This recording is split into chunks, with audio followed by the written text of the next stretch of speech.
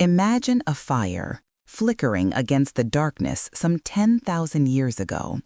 A small band of humans huddles by a river, sharing warmth and the stories of their elders. Here, in these small circles, the foundations of our world were laid. They learned to cooperate, to trust, and to bind strangers together through shared tales and sharper tools.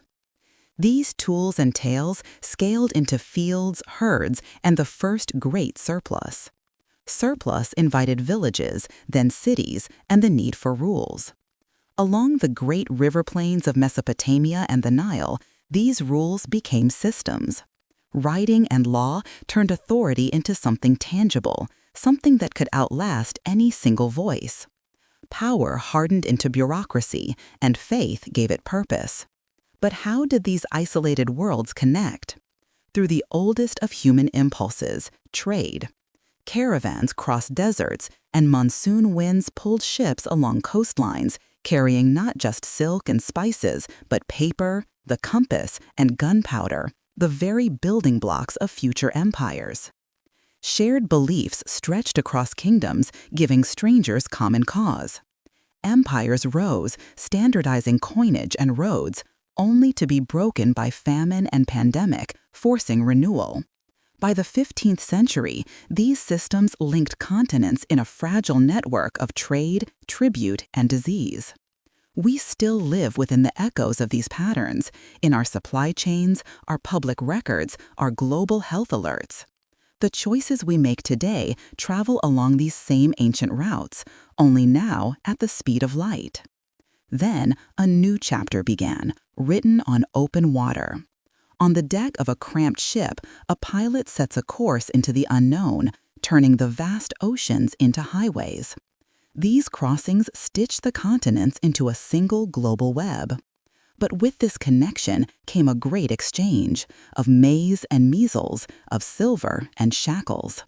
On islands built for sugar, wealth surged, but so did violence. A new world was being forged in the crucible of profit and pain. As cities swelled, new ideas ignited the globe. Science timed the planets, while talk of reason and rights filled the salons of Europe. The engine turned coal into muscle, promising progress. But this new age posed a question.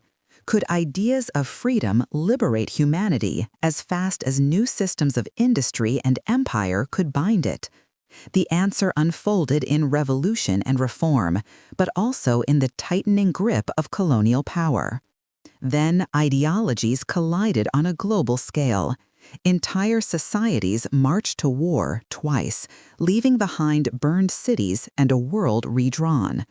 From the shadow of a mushroom cloud, a new caution emerged, an attempt to write rules for a fragile peace.